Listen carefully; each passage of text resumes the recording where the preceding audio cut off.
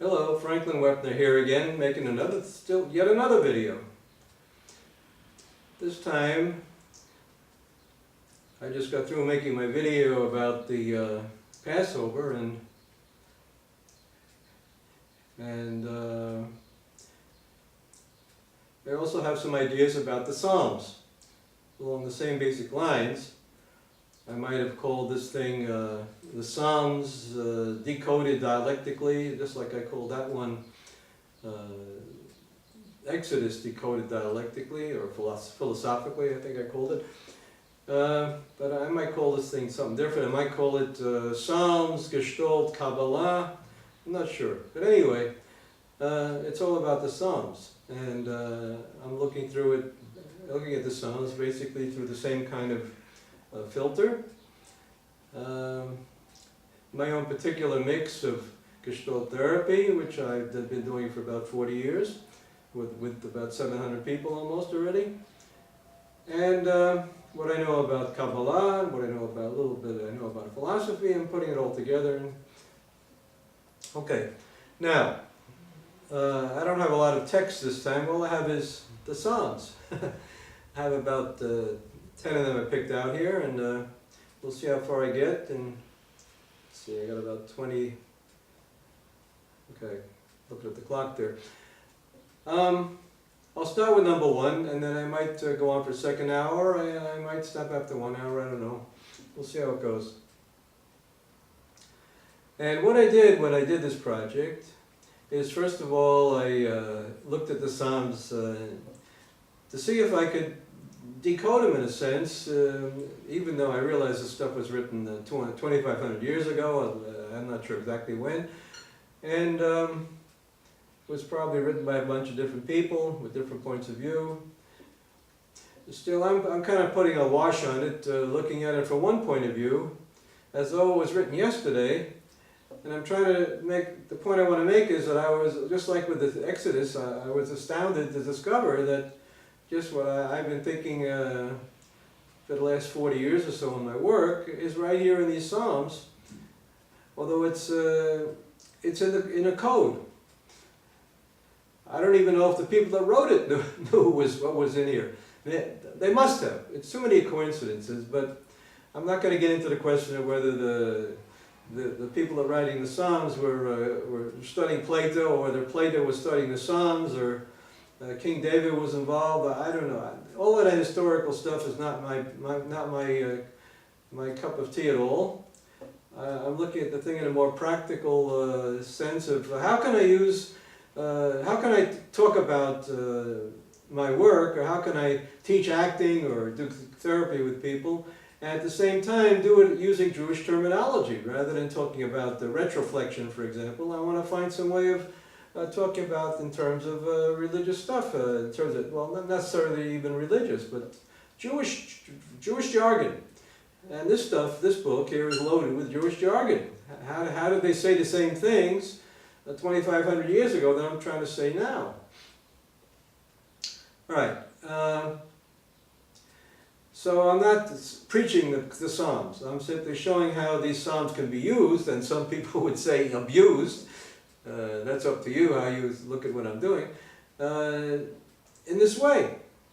I'll start off with number 1, and you see if this makes sense to you or not. To me it makes a lot of sense, but maybe I'm alone, I don't know. Okay, here we go. Psalm number 1 begins, Ashrei Haish. By the way, so I'm going to start off, I'll say a little bit of the Psalm in Hebrew, and then I'll go back and repeat everything that I just said in Hebrew and English, so you don't have to know any Hebrew to understand what I'm talking about here. You don't have to know the Psalms either. You don't have to know anything. All right? You just have a reasonable amount of intelligence and a reasonable amount of curiosity, and that's all it takes here. All right. So the psalm begins here. Ashrei Haish asher lo halach ba'atzat reshaim. How happy is the guy that doesn't follow the advice of the evil people? All right, I'm not going to bother with that. I'm going to go down. In each psalm, I'm going to pick out a couple, 1 or 2 or 3 key sentences and just focus on that, so I can cover a lot of different psalms here. All right? Now, in this one, I picked out this sentence here. ובתורתו יהגה יומם ולילה, והיה כעץ שתול על פלגי מים, אשר פריו ייתן בעתו, ועליהו לא ייבול, which I am translating as follows, pretty literally.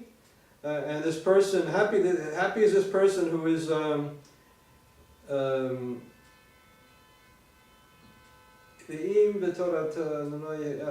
yeah.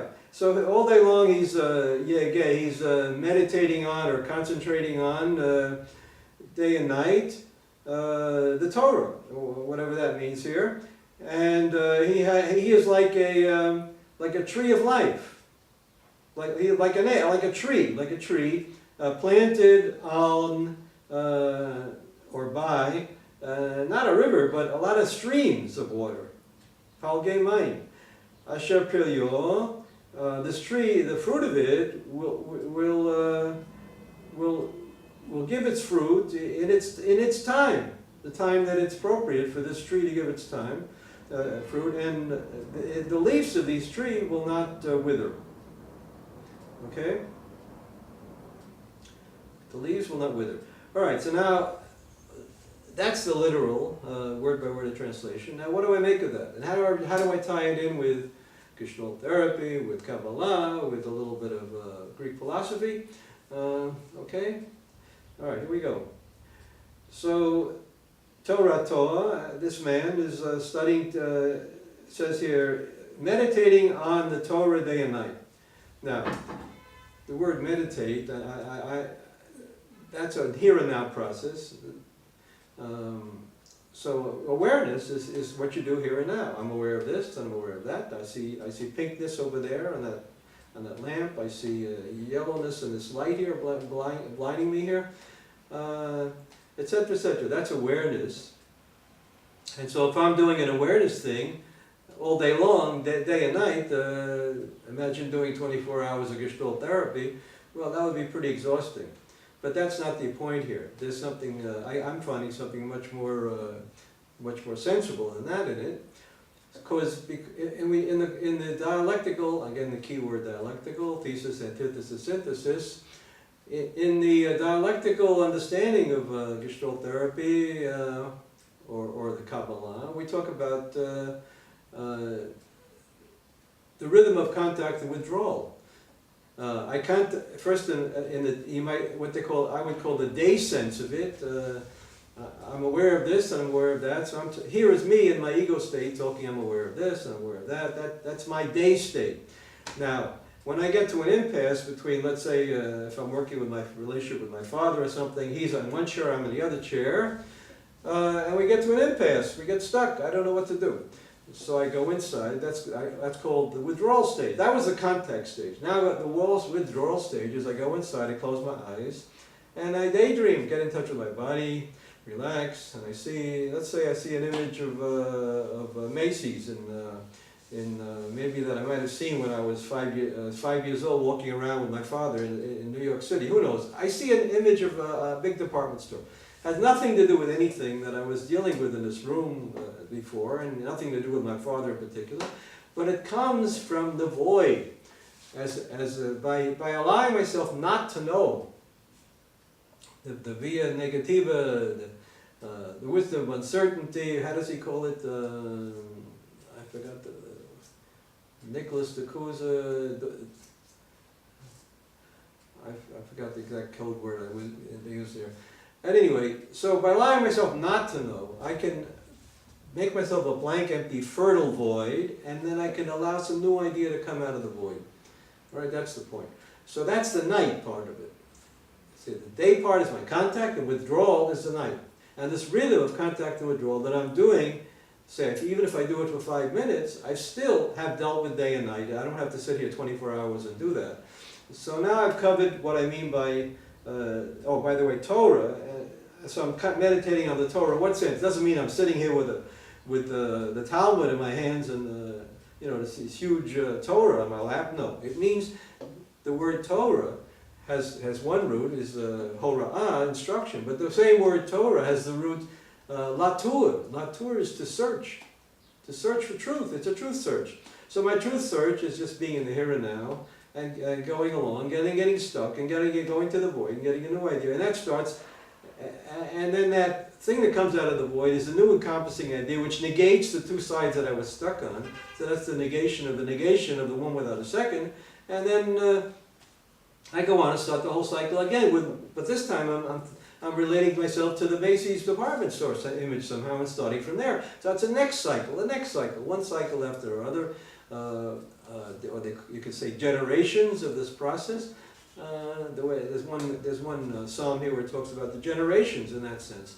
Okay, so now I cover the first sentence. Uva Torah Torah Yege Yomam V'Layla. In his truth search, this guy is going to meditate with contact and with withdrawal, that rhythm of contact and withdrawal. And so he's doing Gestalt therapy, or he's doing Kabbalah, the tree of life, however you want to call it. Now, let's go on. Vaya ke'etz shatul al palgei mayim. Now there it is, the tree of life right there. He is as a tree planted by streams of water, lots of streams of water. And the way I understand that one is that this is if we're dealing with the tree of life here, and these guys probably knew something about the idea of the tree of life, even back in those days. Each moment of awareness is the word water is a crucial element in Kabbalistic thinking. There's starting from your left side, going on the left side of the tree of life, we start with water, going down to earth, where everything gets stuck. The pure ideas come down on the left side and break up into all kinds of opposites. They get stuck. That's deductive logic. Okay, and then the impasse is the empty space, the air, the void, and into that void comes a new idea, which is the fire, and we have the alchemy of the Kabbalah. Water, earth, air, fire. Okay. So that's the tree of life summarized. And water usually is a symbol for this moment of awareness. So where we start. Now, once I get a drop of water, any drop of awareness, let's say I'm aware of these, I see stripes there on the gray stripes.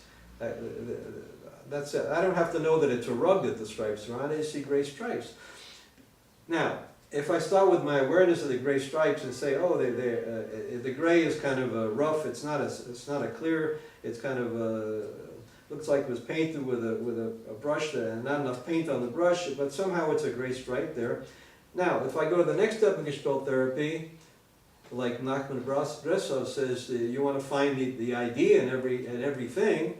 So I'm going to identify and find the idea that's hidden in that stripe there. So I am this stripe, this ragged stripe, gray. Oh, look at this. I discovered I have a gray outfit on. So I'm like a ragged guy today. I'm not wearing a fancy white shirt and or something like that. I'm just Joe Blow here talking about this stuff, you know. I thought I'd try that rollout today with my new costume. So I'm just trying to show, I like to be like, think of myself as not representing anybody, not just particularly on some ivory tower, even though a lot of people might think I'm that way because of all the head trips I'm into. Anyway, so there we go, identified with being this stripe, and that started off a whole new tree. Okay, now, so the tree of life that I'm doing when I'm meditating day and night in that sense, is I'm dealing with a whole bunch of moments of awareness. And each one of those is another stream, another source, another of awareness, another moment of awareness, another Gestalt. And if you're into Leibniz philosophy, he would call it a monad, another tree, another oneness, another universe, another tree can grow out of that every moment of awareness. So I get that pinkness on the lamp, I can become the pinkness.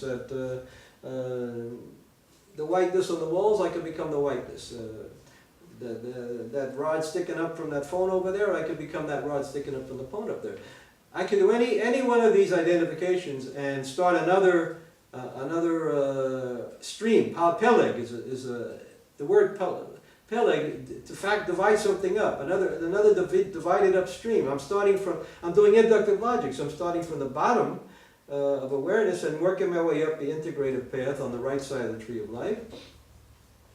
Okay, so there we go. We covered the second sentence here. Shaya ke'etz shatul al palgei mayim. That's like a tree planted by lots of streams of water. All right. Asher piryo yiten bito v'alehu lo yabul. That its fruit will come with its time.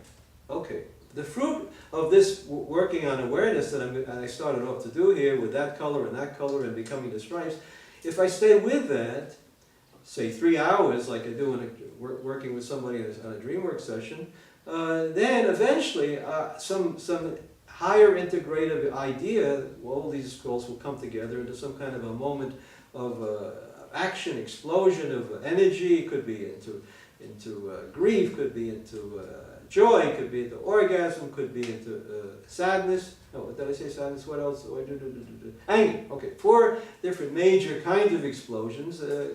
The typical, and then I'll look back over my shoulder and I'll say, now let's see, that path that I covered, that's the word, that's the message, it's the existential message of my dream work here. If I worked on a dream, well, that's the word of God that I got from this process of tuning myself into this, getting connected to this tree of life for the 3 hours. Okay, so that's the fruit that will come from this tree in its time. I can't push that. And there are a lot of people, you know, they start off a Gestalt session with rushing. One of the major problems in life in general, and especially in Western society, and you see it all the time in Gestalt therapy. People say, "Oh, I'm aware of this, I'm aware of that, I'm aware of that, I'm aware of that, I'm aware of that." And in 5 minutes, 1 minute they covered 50 different things they say they're aware of, but actually they're not aware of anything because they didn't take the time to really contact, to see it, to hear it, or whatever it is that's going on. Okay. So rushing, pushing the rivers here, pushing the Pelagian, the streams, is not the way to get to the fruit that's going to come in its time. We have to allow the process, or God, or whatever you want to call it, to do, you know, as you say, the wheels of God grind slowly, but they grind exceeding small. We have to allow that dialectic, that process of phenomenology of the spirit, awareness, Gestalt therapy, to happen in its speed, and it happens with a very beautiful rhythm and speed over 3 hours. That's why I like to work 3 hours. I don't like, and because I have enough time to discover who's rushing, who's not rushing, and if they're rushing, to slow them down so they can get some reality. Okay, so the fruit comes of its time, and the last idea, and the leaf will not wither. Yeah, in our lives, we usually. I think it was T.S. Eliot, somebody says we're just a collection of old habits, you know, from our childhood that froze up, and we can't get out of that. We're stuck in this system that we incorporated, swallowed whole when we were too young to be discriminating there. That's what we call the left side of the tree of life is a deductive logic. We're stuck in our head trips, deducting in a big system, a big matrix, a big net. Okay, some of the Psalms we'll get to, we'll deal with that. And so what happens is those leaves on this tree for a person like that, it's like they're withered. They're not connected to the source of awareness anymore. They just become dead habits. And it's like they're blown in the wind. That's another image, like a dead leaf blown in the wind. That's another image in the Psalms. Right. But the person that's dealing with his life in the tree of life, and that's planted by these lots of awareness moments, is grounded in lots of awareness, working his way up on the right side of the tree of life integratively. That person, those leaves will not wither because they're fresh grown leaves right out of the tree, and they haven't refrozen into habits yet. So the whole thing now takes a lot. It makes a lot of sense. Now we just spent about 15 minutes on two sentences here. So I don't know how far we'll get today, but I'll keep going until I figure I did enough. All right, now we're still in Psalm 1, and look what it says here. Al ken lo yakumu rishayim במשפט, וחטאים בעדת צדיקים. Okay, so literally it says, the wicked ones will not rise for b'mishpat, in the judgment. In other words, in God's judgment here. V'chateim ba'adat tzadikim. The sinners will not be found in the community of the wise ones, the righteous ones. I'll read it again. Yakumu Rashai Velo Yak Alken, oh, the ones that are blown in the wind there, stuck in their games. Alken Lo Yakumu Rashayim Mishpat. They will not rise to the occasion of the true judgment of God. V'chataim and sinners Ba'adat Tzadikim. The sinners will not join the community of the righteous ones. Now we have there are two major ideas here that I want to focus on. First of all, Gestalt process is a figure ground process. That when we work in awareness, we trust, we have faith that what's important will somehow arise spontaneously from the ground of experience, from awareness, and become the strong Gestalt. All the weak Gestalts, for example, the pinkness of the lamp and will kind of fade into the background, and the bigger Gestalt that will emerge out of the session, little by little, its associations usually lead to family members or important relationships with spouses and whatever. So that kind of stuff comes to the ground, the foreground, and that's what rises. And in what sense is it judgment? It rises to the true judgment. Well, now we have a little bit of Kant will help here. When Kant started looking at the idea of judgment, he wrote two very important books. I'm not an expert on Kant, but I think I know the basic idea. He's distinguishing between critical judgment and aesthetic judgment. And what we're calling awareness is aesthetic judgment. The other kind that's inductive logic. And deductive logic is what we might call critical judgment. It distinguishes this versus this. Din, on the left side. Bina and din, the two understanding and judgments on the left side of the tree of life. And the parallel things of Chokhmah and Chesed on your right side, my left side. I got to be careful I don't mix it up. So Chokhmah and Chesed on this side, and Bina and Din on this side. Okay, so the relationship between them. So we have deduction and induction, and induction usually is the idea that something intuitive somehow encompasses in a more holistic way all the piddly distinctions in our life, and gives us a sense of truth and forward movement in our actions. Okay, now, so the idea of a true balance, the middle way between these two kinds of judgment, the critical judgment and the awareness, that's the idea of aesthetic judgment. We see it in the theater. An actor works on all kinds of, collecting all kinds of material, all his forms. And then when he works in the here and now, if he knows how to work in a Brechtian, especially Brechtian type theater situation, he's getting here and now hits about this and that and the other thing. And then you doing those forms in a very free flowing way, which is overloaded by this here and now free energy somehow. So we have this balance between the deductive side and the inductive side, the middle pillar. So we got, Abraham is the right side, Isaac is the left side, and Jacob's the middle pillar, and Israel is another word for Jacob. So the point here in the Kabbalah is usually to say that, well, the Jews, Israel's got the right proper balance, the right kind of way of judgment, and the rest of the people don't. All right, well, I'm not into that chauvinistic trip here. But anyway, the idea of the middle way, the balance between the induction and the deduction, the idea of the overflow, the tevel u'malao, God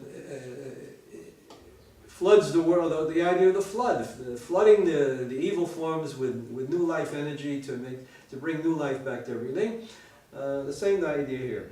All right. In Chabadniks talk about or Makif and or Mamalei, the light, the encompassing light that fills the dead forms, the forms of everyday life. Okay, so that's what we're talking about here when we talk about judgment.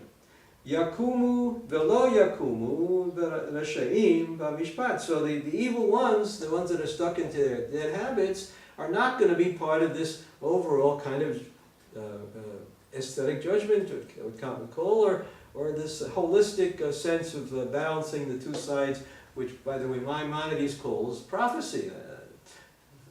Too much on one side, you're too much on the left side, you're a professor. Too much on the right side, you're some kind of artistic mashugana, and balance in the middle, you're a prophet. Or in Gestalt therapy, what they call a normal person is a person in a prophet, whereas either side is a person that's has got holes in his personality.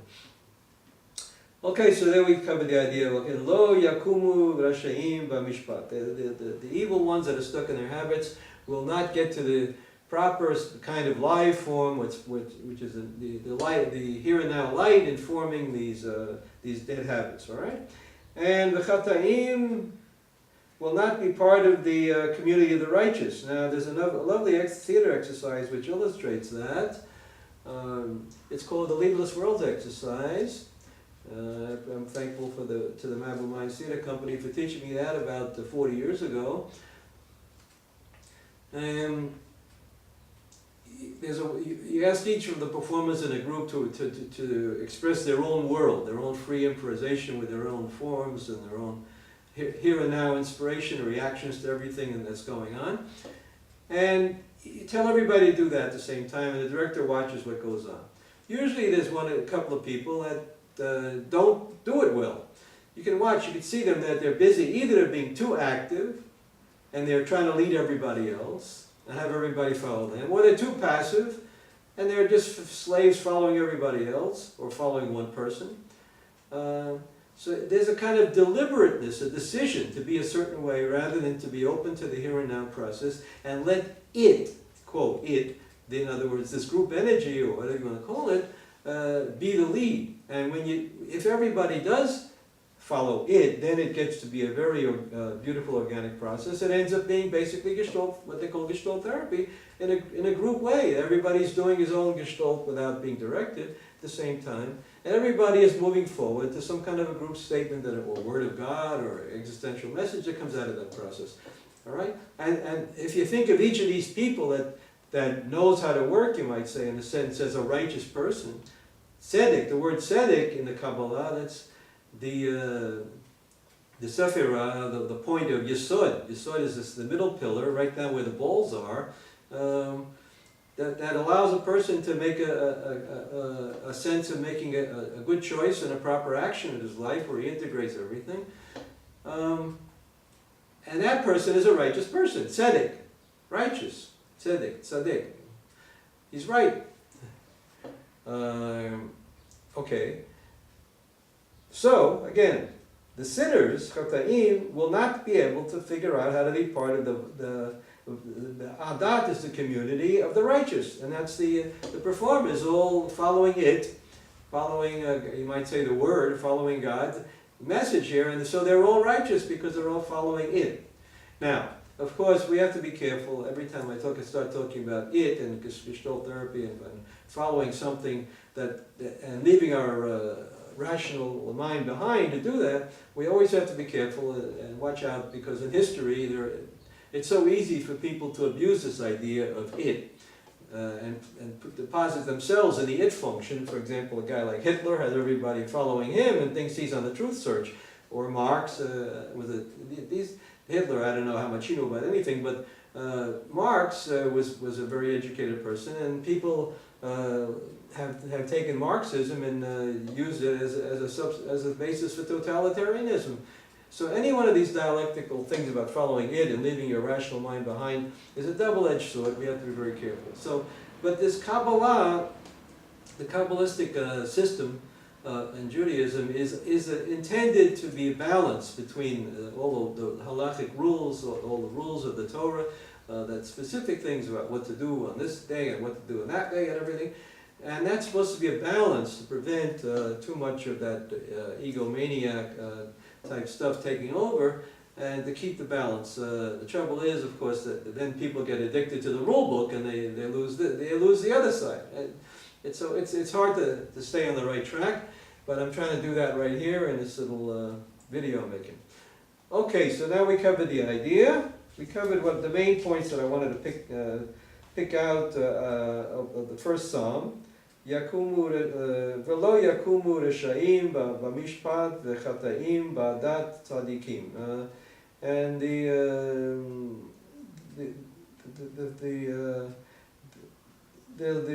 ones that are not properly doing in touch with the here and now reality will not rise like strong gestalts from the strong actions from the ground of their experience here and now, and they won't get to that middle way, that true sense of judgment, and the sinners will not manage to be part of the community, also the ideal community with Gestalt therapy, or that they might call a Gestalt commune. Everybody is somehow following it, and so those are the main ideas here. So this first psalm already is a major statement of the major principles of the Kabbalah, Gestalt therapy, of dialectical philosophy, all in. And so you can say, well, Frank, look, you're reading all that stuff into it. Those guys didn't mean that. Okay, I'm not going to argue with you. Except if I go on for another couple hours and show you about 50 more of those little things, then you start wondering, well, hey, maybe they did know something about that in those days, and maybe this is a collection of metaphors. I don't know. And the answer, I don't know either. I don't know if it's if I'm reading this stuff into it's there or if it's there to begin with. But one thing I do know is that so far in my experience, I have not seen anybody reading this Torah literature the way I do, with this mix of Gestalt therapy and Kabbalah and philosophy and the theater, performing arts. So I don't know. Maybe there's some value in what I'm doing. Maybe not. You decide yourself. Okay, that's number one. Took us about half an hour.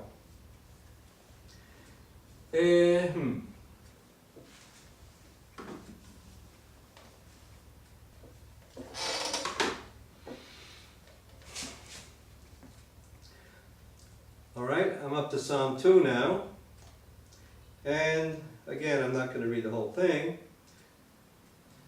So here's the one I want to pick on. There are two sentences I want to pick on here, or two sections. This one says, Yoshev b'shamayim yischak, Adonai yil'ad lamo. That's the first thing here. God sits in the heavens, and he will laugh.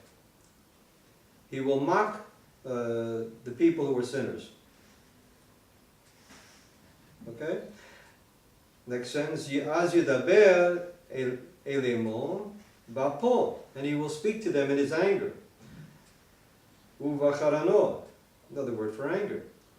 Yuval halemo. So they're going to be astounded and upset. Vani nasachdi malki al Zion har kadshi.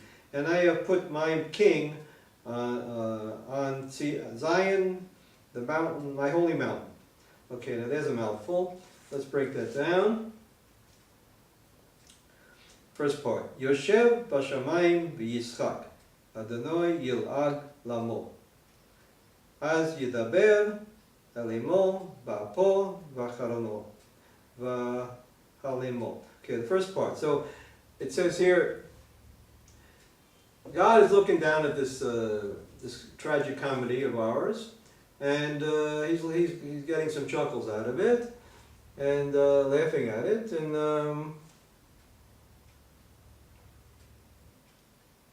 and mocking what's going on. The sinners, mocking the sinners. Because this, I didn't read the beginning. It describes how the sinners are getting together and deciding, let's let's stop paying much attention to God, and then God starts laughing at them, and that they're trying to do that, and he's going to start speaking to them angrily, and they're going to be very upset about that. Okay, now, what sense to make of that? Does God really sit up there in his chair and laugh? No, I wouldn't say so. So I'm not going to make literal sense out of it, but it makes perfect sense in terms of the way I like to think of things. And a clear way I've already shown this exercise on several videos, here I'll do it again. The idea of mocking.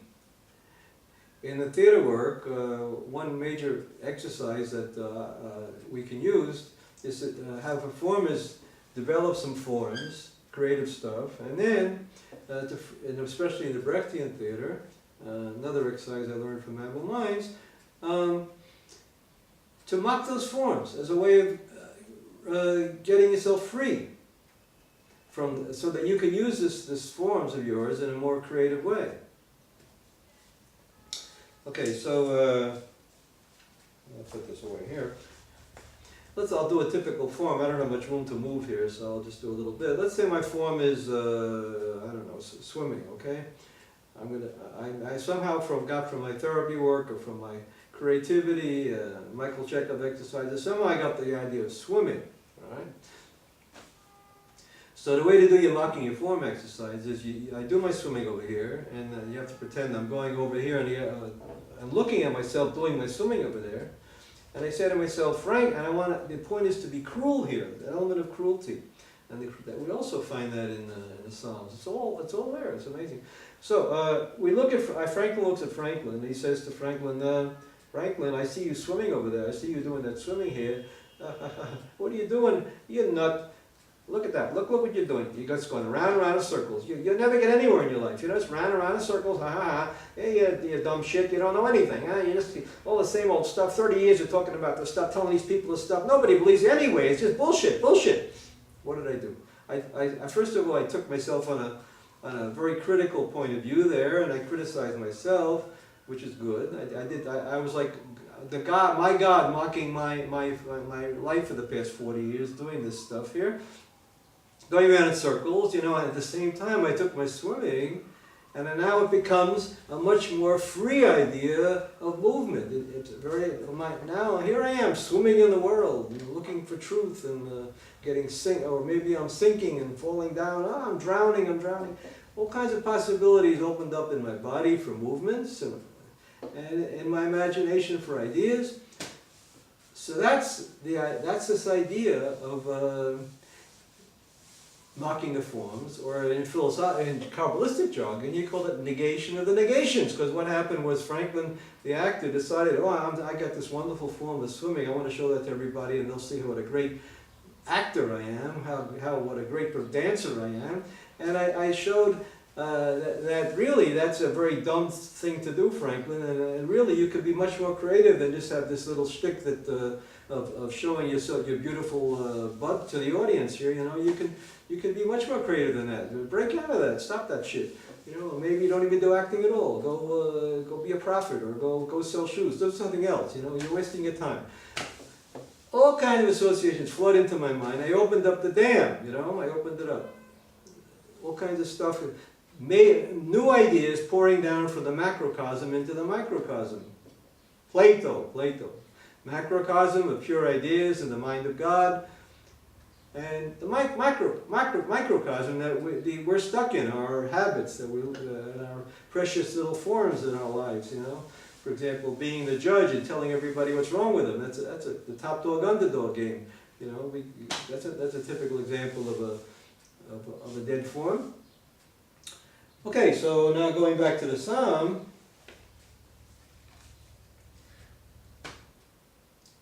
Yoshev Bashamayim, so here I am being the God of my own little world here, taking on that function here, of being my own macrocosm.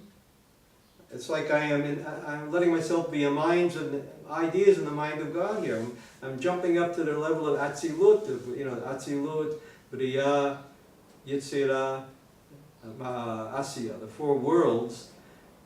Aristocracy in English, creation, the second world, And those two are parts of the macrocosm. And then the lower two levels are Yitzirah, which is translated loosely could be soul, and Asiyah is just the doing, everyday life. You might look at it those four different levels in the Platonic system of worlds. All right.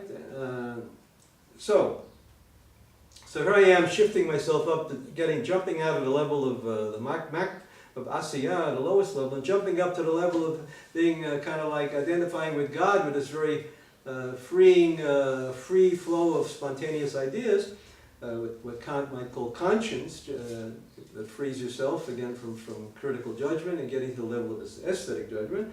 And I'm sitting in that heaven of, and I'm laughing, mocking this dumb shit doing his stuff down there.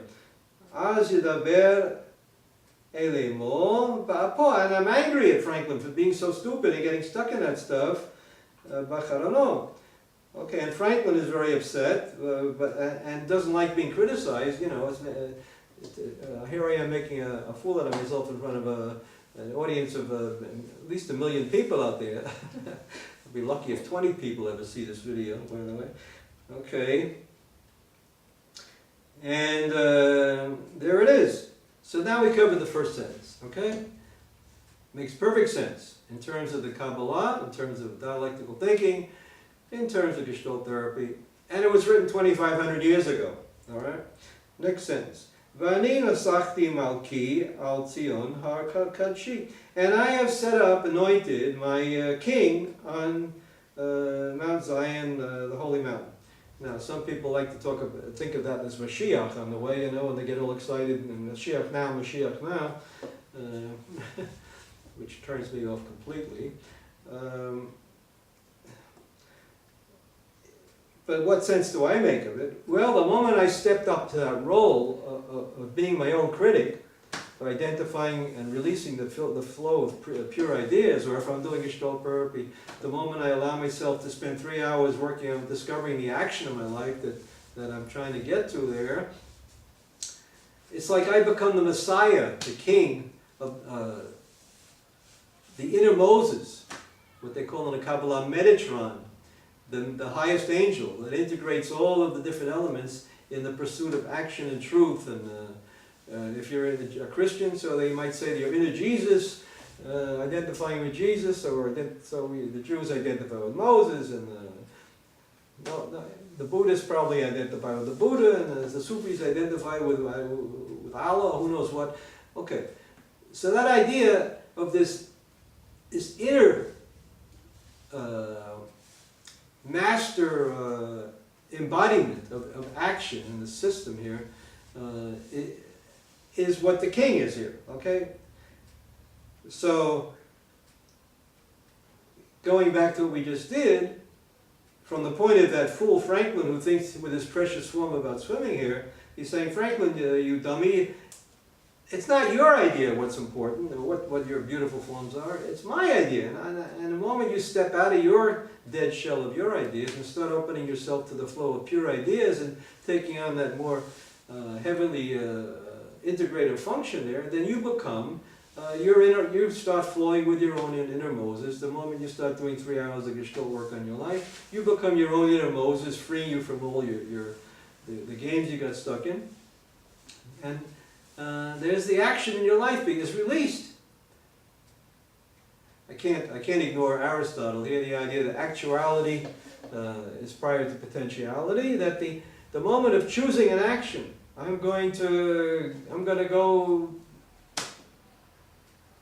what? I'm going to go to Vietnam and save the world or something. I'm going to go to, I'm going to marry this lady and everything's going to be perfect. So you make a decision in your life, and then you structure your life to embody that decision, and to some extent you accomplish the action, to some extent you don't accomplish the action. But the action, the moment of choice, is the reality of the process, and then the other things are potentially there. All right, like God decided to create the world, so he decided, I'll create a world. And then in 6 days, all those potential things start, and then the 7th day it all comes together. All right, so that's the king that God anoints every moment in the Messianic now to be the king of every Gestalt, the king of every moment of reality. And if we identify with living in those moments here and now, and trust with a certain amount of faith that it'll lead someplace, then we are paying attention and to God, letting God do it, rather than we doing it. Okay, or letting Gestalt do it, or letting Saint Gestalt do it, or letting Jesus do it, or letting it Moses do it, or letting it whoever your focus for your spirituality is, letting your ego stand out of the side and letting it run the show. Okay, so there it is.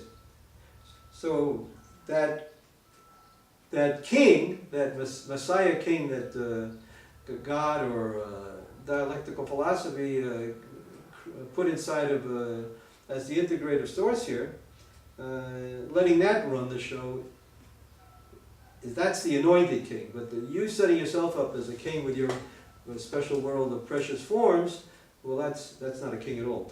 Okay, I'll be lucky if I finish the second psalm before this tape ends.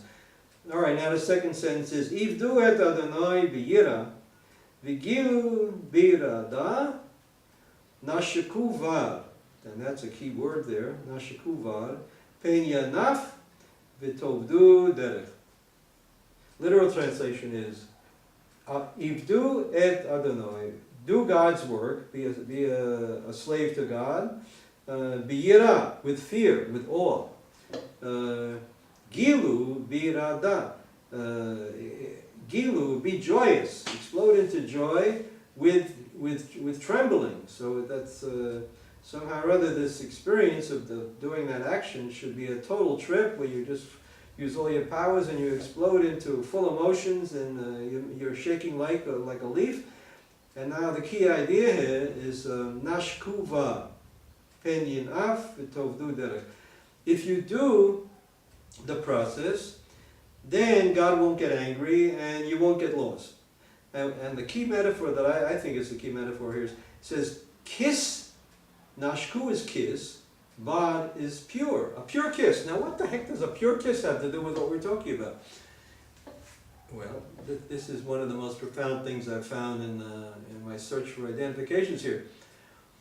When they say in Gestalt therapy, identify with the coming solution. Identify with the coming solution.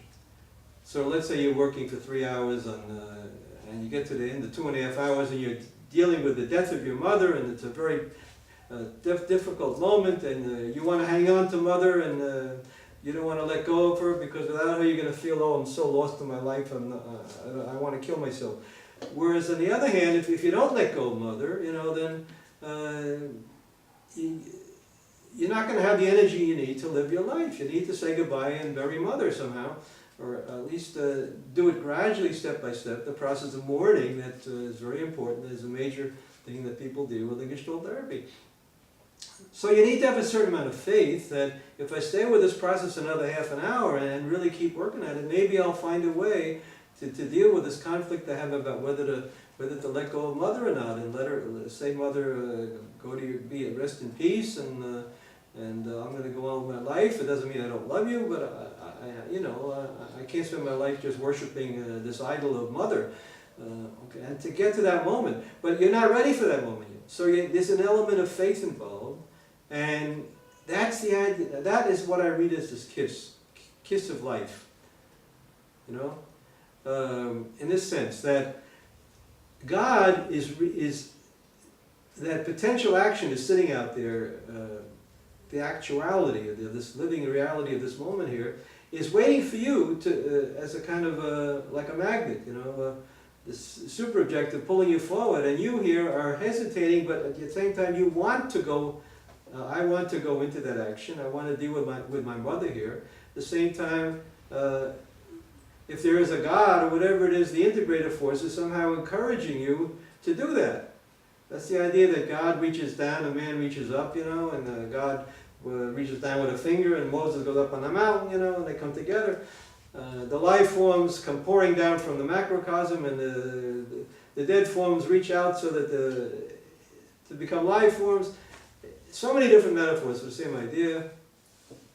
But so it's a kiss in a sense, like God comes down and gives a little kiss to this poor helpless guy creature trying to reach up to him, and man on the other hand is doing a kiss to God, and it needs to be pure. That's the point. If it's not pure, then it won't work.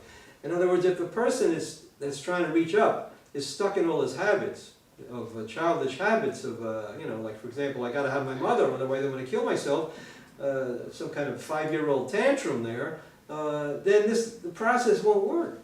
But if the person is ready to say goodbye, to negate the negations of his action there and say goodbye to his 5-year-old tantrum self and open himself to being a person facing the reality of his existence, while he still has a life to live and has some time left to deal with that, that's pure. So the question is it going to be a pure kiss, or is it going to be some kind of a corrupt seduction or something, or coercion, or all kinds of what they call self-interruptions in Gestalt therapy? All right.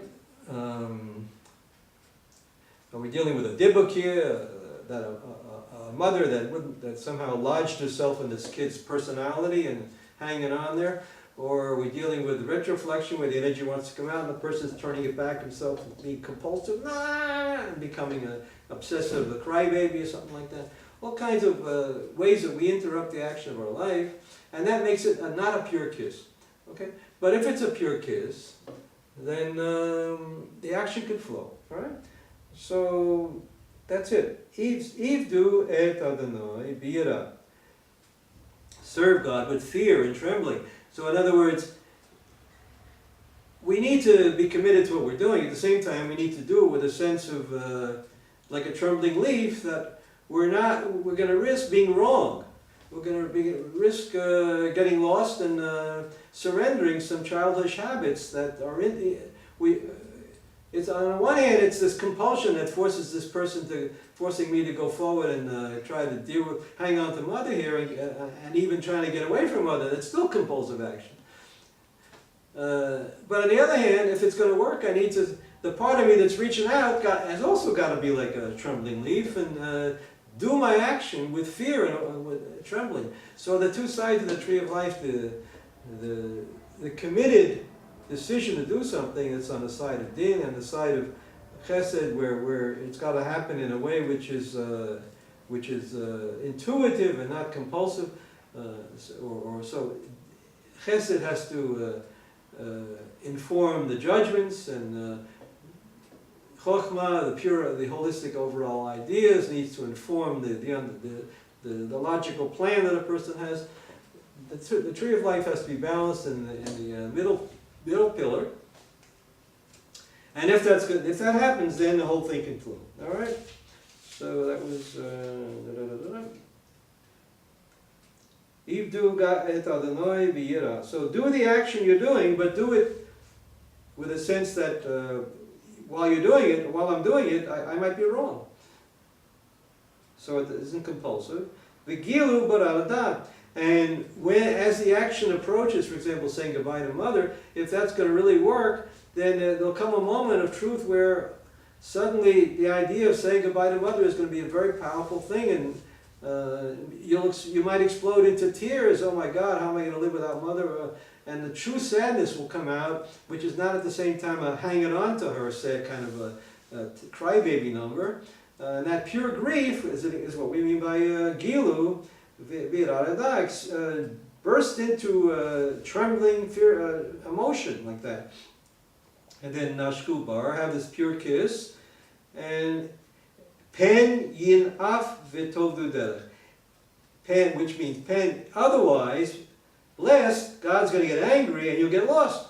So if you don't do the thing with a pure kiss, and if you don't do it with fear and trembling so that you can risk being wrong, and if you're open to the possibilities of an explosion and losing control there, then God is going to be angry, and what that means in a sense is that your connection to the source is going to get lost somehow. He'll turn his face away, you might say. You'll just end up hanging on to your initial set of shticks, games, and you won't complete the action. You'll sabotage your own action of trying to say goodbye to mother, with your own compulsive crybaby number or something else. All right.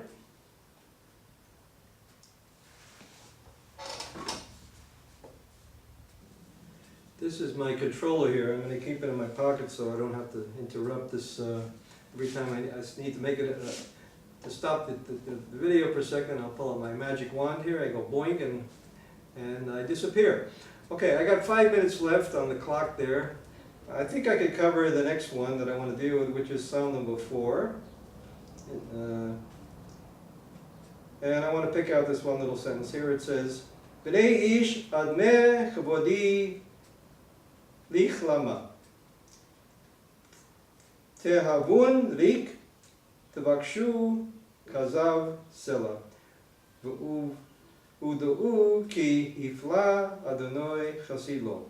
Right, the translation literally is, people, to what extent has my glory, the usual translation, kavodi, lichlama, has become contemptible in your eyes or something like that.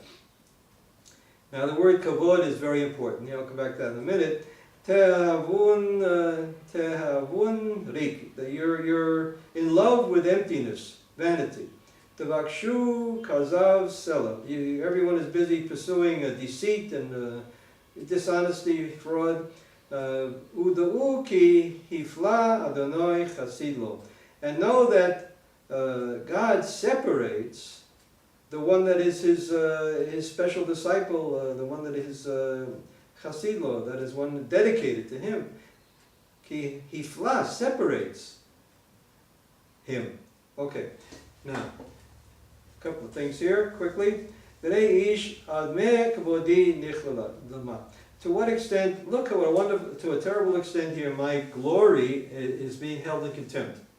And everybody is busy loving emptiness and deceit.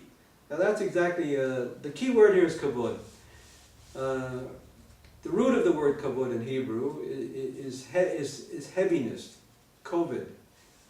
Or the key thing to realize is that it also implies tangibility.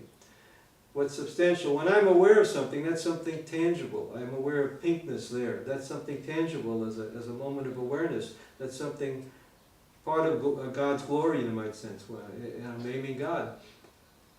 When I see a gray stripe on the ground there on the rug, so again, that's another moment of tangibility, reality. And they say in Gestalt therapy, the 3 kinds of reality is environment, body awareness, and fantasy awareness. And everything else is not contact with something. It's about it, aboutism, elephant shit, they call it in Gestalt therapy. And I'm not saying that you shouldn't use your rational mind, we shouldn't study calculus, we shouldn't go to the moon, all that stuff. But we need to have the proper balance.